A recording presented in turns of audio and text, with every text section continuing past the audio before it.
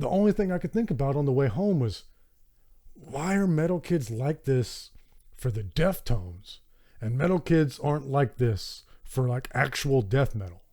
For actual death metal, it was very like, welcome metalheads to Heavy Metal Philosophy.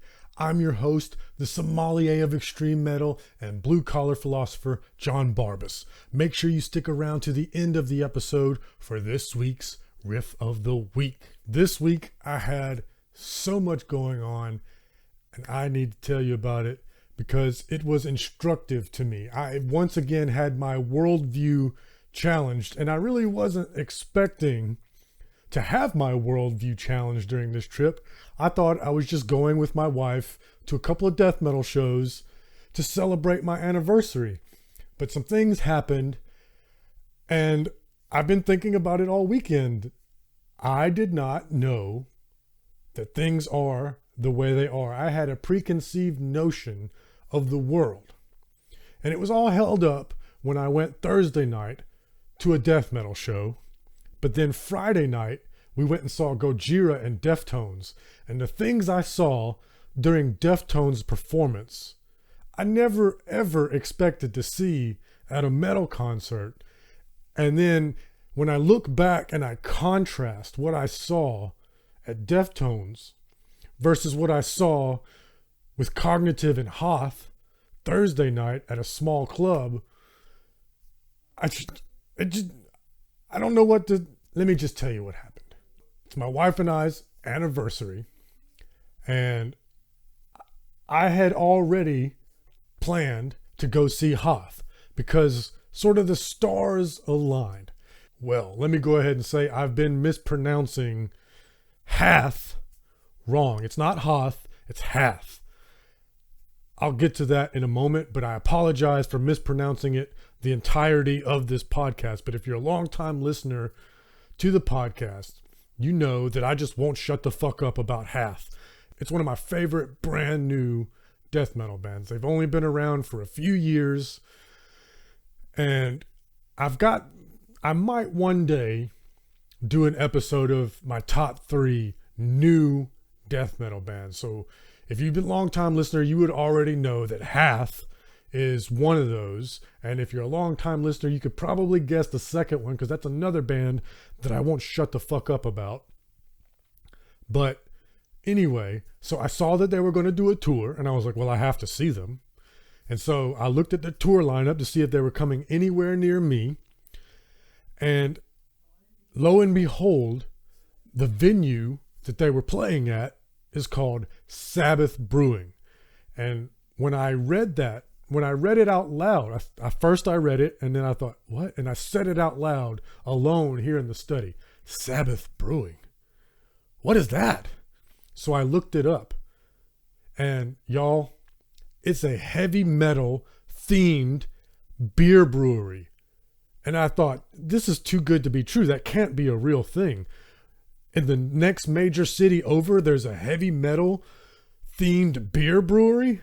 So as much as I love Hath, I was also just as excited to go to this heavy metal beer brewery. I could not believe that that was a thing within moderate driving distance of me. So I was really, and I immediately followed them on social media and started watching them, and they have metal there nonstop all week long. They have bands there, and they're brewing beer there.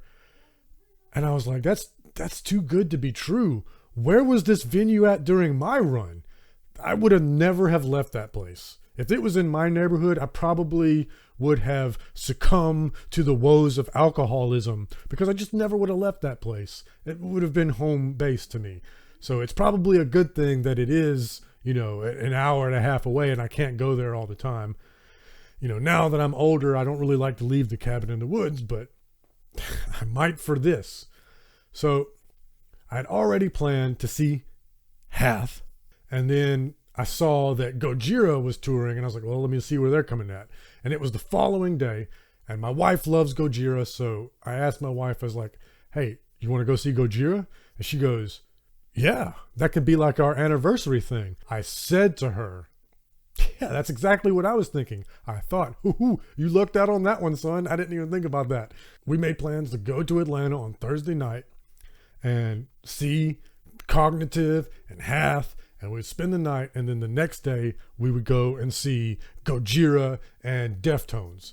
And I was like, my wife is going with me to a bunch of death metal shows for our anniversary. I'm the fucking luckiest man that there is. And truly I am. I love my wife so much. But to get back on point, so we're planning this thing, and I was like, well, you got to get a hotel. I bought the tickets. You buy the hotel. So my wife was looking at hotels, and at first we were going to go cheap, but then she's like, you know what? It's our anniversary. Let's splurge on the hotel. I said, okay. I mean, you're doing it. So yeah, splurge on the hotel, babe. So then she messages me one day while I'm at work, and she says, I got the hotel. It's the Claremont Hotel. And if you live in Georgia, this might be ringing bells to you, but there is a famous strip club in Atlanta called the Claremont Lounge. And I just wanted to make a dad joke to my wife. So I says, cool, that's great. Does the Claremont Hotel have a lounge? And she says, yeah, it's got a bottom bar and a rooftop bar. And I said, I can't believe my wife is taking me to the Claremont Lounge for our anniversary. And we laughed about it. And then she Googled it, and no, the Claremont Hotel is named that because it's built above the Claremont Lounge. Now, they are separate businesses. They're not related. You can't enter the strip club from the hotel, but the strip club is underneath the foundation and the hotel is the upper building. So there's this chic, nice, probably 4-star hotel. And then underneath is this dive strip club. And so we both were like, I guess we're doing this. So we did go to the strip club. Now, the Hath and Cognitive show was at 6 at Sabbath Brewing, and that was, again, the thing I was most excited for. But the strip club opens at 3, and the hotel allowed us to check in at 3. So he says, well, let's get there at 3 so we can go check it out. And then I says to my wife, now, don't be expecting this to be wild, because it will be Thursday afternoon at 3 o'clock. Like, it's not going to be hopping when we get there. The quality's probably going to be low. Well, we got there, we put our bags up, we went to the strip club, and sure enough, it was dead. We were the only patrons in there, and there was who I think is the owner, maybe she's the manager, the bartender, and one stripper. And the bartender and the owner are grandmothers. So that was super interesting. The bartender has been that bartender there for 46 years. And then there's this sweet matriarch that runs the establishment. We had a great time, and she was telling us stories of rotten debauchery and laughing her alcoholic smoker's laugh after every punchline. It was a thrill. And so the stripper asked us if we want a table dance. Now, again, this is Thursday at 3 p.m. Okay, God bless her. We didn't want a table dance. So she says, okay, then buy me a shot, which I respect that. So we had shots, and we just sat at the bar and chatted with the stripper and the owner and the bartender. That was cool. Anyway, it's time to go to the show. And so we get an Uber, we go to Sabbath Brewing, and it's the place of my dreams. Not only is it this dark, dimly lit, industrial looking, heavy metal themed beer brewery that is holding a death metal show, but then there was also a taco truck pop up there. So I've got beer, death metal, tacos. Now, I don't know what battle I fought in and died and went to Valhalla, but that's what it felt like to me. It's like, how does this get any better than this? And the dudes in Hath were chilling outside the venue drinking beer. So I roll up to them. I'm like, you dudes are Hath. I'm John Barbas from Heavy Metal Philosophy. And actually I said, you dudes are Hoth.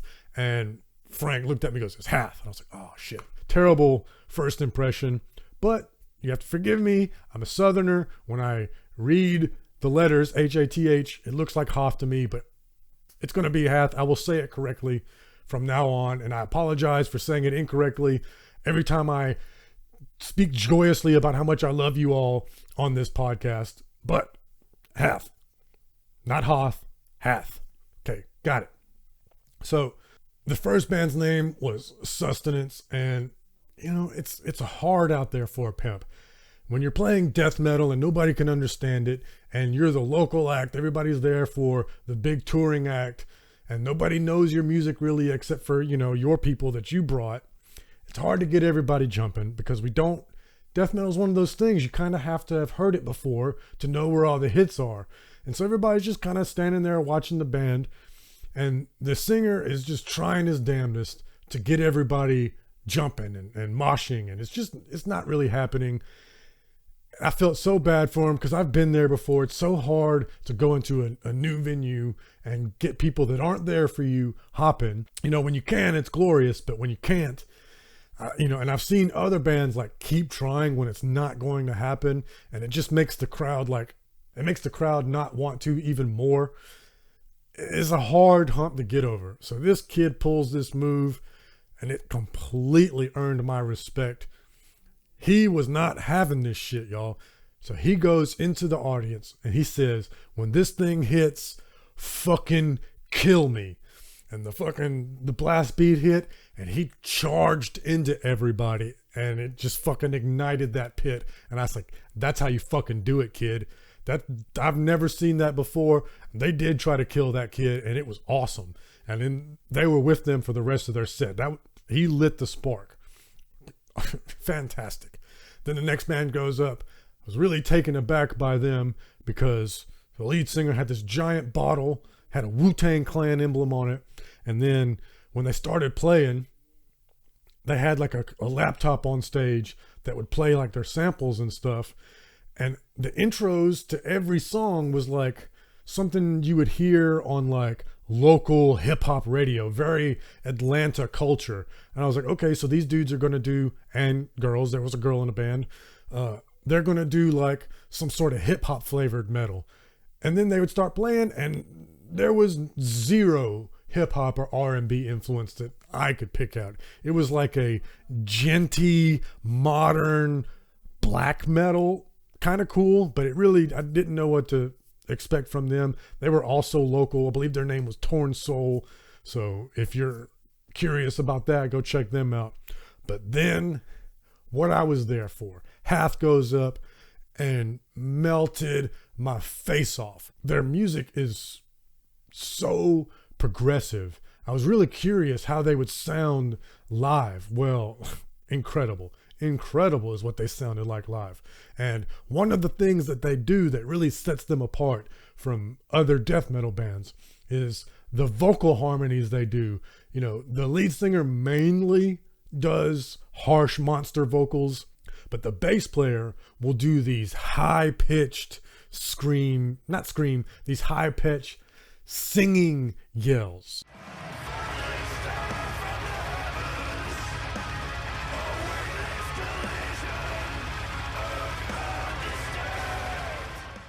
They're clean vocals, but they're high and they're loud, and they create this great vibe over the growls that gives it this melodic, but still heavy, really heavy, without doing that thing that metalcore does, where you have clean singing and the choruses are really pop songs, and the verses are heavy. No, they're heavy throughout. I love this band so much. I could just rave about them. But, you know, we've got a lot to get to, and I promised you about the Deftones thing. So then the next band is Inoculation, and their lead singer is wearing like black with Doja Cat on the front, and then his shorts have like pink accents. That's cool as shit. And by the way, like every musician was basically wearing shorts, skater shoes, and some other band's t-shirt that they've cut the sleeves off of. And that makes sense to me because we're in Georgia in May, it's hot as fuck. It's, you know, it's not the top of the summer. It hadn't quite hit 95, 100 degrees like it can down here, but it was 80 something degrees. And we're in a concrete building playing death metal and headbanging. You're going to get hot. So everybody's in shorts. Everybody's in a band shirt with the sleeves cut off. The chicks that were there were in booty shorts, and everybody was dressed for hot weather, except for one person who had on like a bunny outfit. I don't know why, but that was super cool. I was like, these are my people. Again, why was this venue not a thing during my run? So anyway, Inoculation goes up. They're incredible. They're probably not for everybody because they're real tech death. It's one of those bands where you have to listen to them a lot to know what's happening. Not, you know, seeing them in concert for the first time you hear them is not the best way to be introduced to them, other than just watching the technical wizardry. That part was super impressive. Okay, if you're a listener of this podcast, you may remember that I've shouted out Cognitive before. I really like Cognitive. Honestly, I was there for half, but Cognitive was a bonus. Shit, y'all. You might listen to Cognitive and not be as much of a fanboy of them as you are of Hath, like me, because you appreciate melodically what Hath is doing.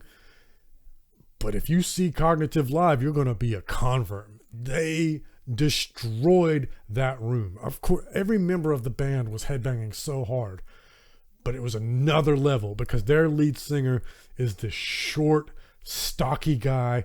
Like he could easily be like a beardless dwarf in a movie cutting people's heads off with an axe. He was a destroyer in that room. He took charge of that room and got everybody fired up. It was a meltdown in there of bodies flying, and I just could not believe, like, holy shit, Cognitive took this room and annihilated it. So if you get a chance to see Cognitive anywhere near you, you got to go see it just for the spectacle. You know, maybe you're like me and you're a little bit too old for the pit, or maybe you do the pit a little bit, but you can't do it the whole night anymore.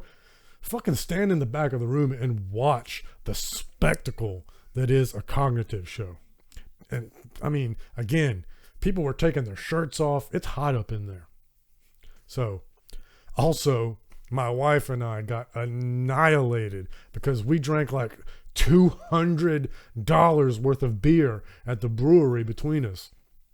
And I really hope I didn't talk all the band's heads off afterwards. You know, I tried to be cognizant of the fact that I had been drinking, but I did want to tell them how much I loved them and how much I enjoyed the show and buy their merch and all that good stuff. So again, I hope I wasn't that drunk guy. I think I did an okay job. We shall see. If any of the bands are watching this, please comment and assuage my fears, but I think it went okay. So the next day, my wife and I got our hungover asses up, and I was like, you know, my wife is coming with me to all these death metal shows, so I should do something for her. Not that she doesn't like metal, but it's like I should do something for her. She's doing this for me. Do something for her. My wife loves cars. She loves driving fast. So, and I had this one surprised. I didn't tell her about this. Just on the day, I was like, all right, let's go. And we went to Andretti Speed Lab, which is this cool place in Atlanta where there's like this indoor electric kart racing track, and these karts go fast. This isn't like going to the go-karts at, you know, some kid's place. Like, this is Andretti. These karts go fast. And so we raced, and I was expecting us to race all day because my wife just loves it, and she had a great time. But we were hungover, and you're taking these hairpin turns super fast. And I mean, you can floor these things and then just yank the wheel, and they're not going to flip over because they're so wide, and they've got these like guard things on them. So, I mean, you can just push it through these turns. And of course we were. My wife's competitive. She's going to try to beat everybody. And so after the first race, she was like, oh my God, my stomach, my head. So there's an arcade there. There's like these VR things. So we did that, sat at the bar, drank a bunch, you know, hair of the dog. We had a great time. We didn't race as much as I thought, but we had a great time. We were just killing time until the Gojira and Deftones show. And this is where I was really surprised, because we get to the show And, as I expected, I saw like a lot of like bearded, tattooed dads there, like you would expect at a Tool show. Tool has reached that veteran status where they have a lot of dads as their fan base, that have been fans of them since the 90s. And that's what I saw here. I was expecting that. A lot of Deftone fans would be like bearded, tattooed dads with like skull band shirts on and stuff. What I didn't expect was how many young, and I mean super young, goth kids would be at this show. There was so many like teenage, early 20 something goth kids here. And like people here weren't wearing what they were wearing at the Hath and Cognitive show. It wasn't shorts and a band shirt with the sleeves cut off. I'm talking, there was like people in like full leather, full sleeves, full pants, like duster, full on like vampire costume, full makeup. I'm like, bro, it's Georgia. Like, how are you going to headbang and not get dehydrated from all the sweat? I mean, everybody's wearing like spikes and there was a lot of corpse paint. And I'm like, for the Deftones? I didn't see that at an actual death metal show. Deftones are like alternative rock, And I thought, well, maybe it's for Gojira. Gojira's heavy. So, the first band played. I'm sorry. I don't know their name. I didn't catch it. They didn't really talk to the crowd and say what their name was. They were goth. They got up there and they were dressed like the kid from Grandma's Boy that was dressed like Neo from the Matrix. That's what they looked like up there. As a guitar player and a synth player, and they played goth. And I was like, okay, this is the second metal show I've gone to in 3 weeks where there's a goth opener. Is goth making a comeback? I don't know. But regardless, then Gojira goes up. Fucking love Gojira. That's what I was there for. They crushed it as expected. But I'm going to be honest. There was a lot of people like going to the concession stands. The seats were mostly full, but you could look out and see some empty seats. There were kids going to the concession stands, and there was a lot of us that you could tell were Gojira fans, and we were headbanging, and Gojira fucking killed it, of course. They showed off how tight they are with like these in-between song moves where they would just play like these odd time syncopations without looking at each other, with like long pauses, and then hit the hits without looking at each other, without any sort of tick, tick, tick drum lead into the hits. Just showing off how supremely tight rhythmically they are. Just incredible band. But like all those goth kids were kind of just chilling. While me and my wife are headbanging, there's these goth girls, probably like 15, sitting next to us, like sitting during Gojira. Really? Okay. So the Deftones come out and the place erupted. You couldn't look out and see any empty seats anymore. And everybody's on their feet cheering.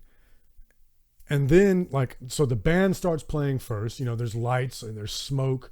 And, there's Stephen Carpenter up there and the drummer and the new bass player guy and somebody on keys and DJing. And they're playing like instrumental music and it's building. And everybody's cheering.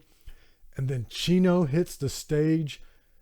And it was like Justin Bieber or like Harry Styles or something got up on stage. And these girls screamed like it was the Beatles in the 50s. I have never in all my years of going to metal shows heard girls scream like for a pop idol. And I looked at my wife and she looked at me and we were like, for fucking Chino? Really? I'm not saying Chino's ugly, y'all. He's a perfectly fine looking man. But these girls, I could not believe the way that they screamed. And Chino would do this little dance move and they would giggle and scream and they couldn't even control their bodies as they contorted in ecstasy. And I was like, what is happening right now? All these goth kids fucking love the Deftones, y'all.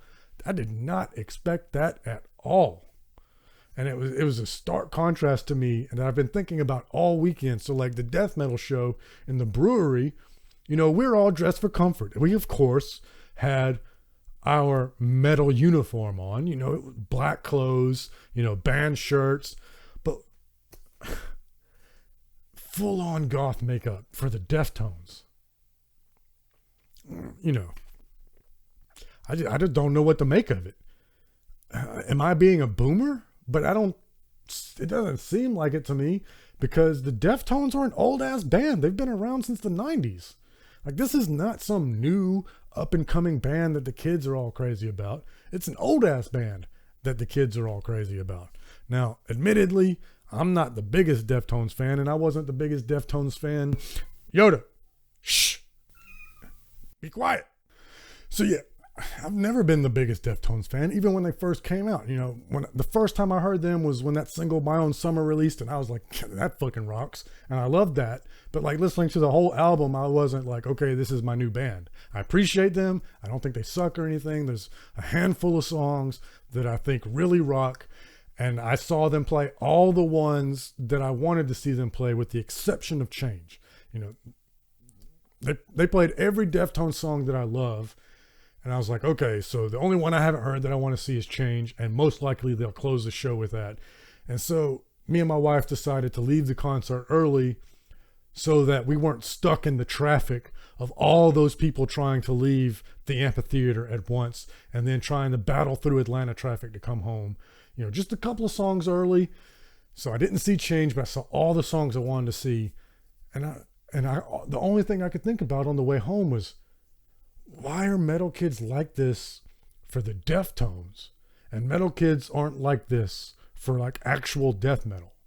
For actual death metal, it was very like working class, my kind of people. Yoda. Yeah, the Sabbath Brewing, Hath, Cognitive, all the people in attendance, those are my people. We had a great time. We're having fun conversations, standing in the street outside the venue, drinking all those wonderful beers, eating tacos. That's my people. And at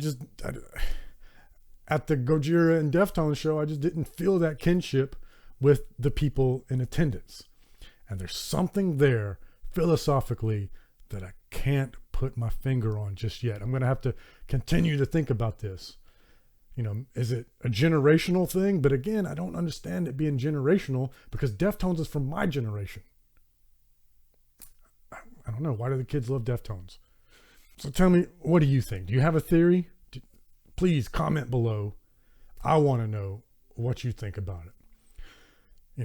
I'm going to say one last thing here to cap off the episode. I had such a great time with my wife, celebrating our anniversary, going to death metal shows, racing cars, drinking beers, just eating good food in Atlanta, talking to strippers. It was such a great time.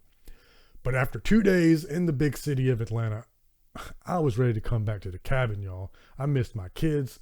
I'm going to put on the screen a picture of me and my goat chilling, and I was like, this is where I belong. And if you're listening to this audio only and you're not watching it on YouTube, you can just follow me on my social media. I've posted the picture there, links in the description.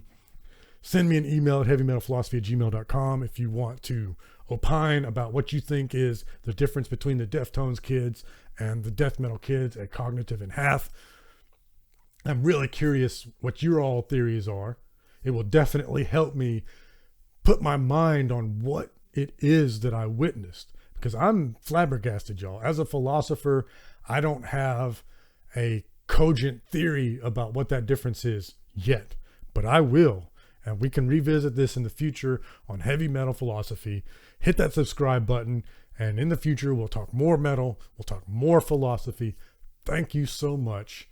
In the meantime, let's do the riff of the week.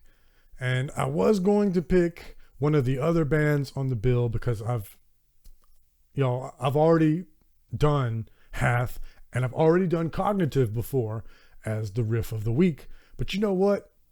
That's how much of a fanboy I am of Hath.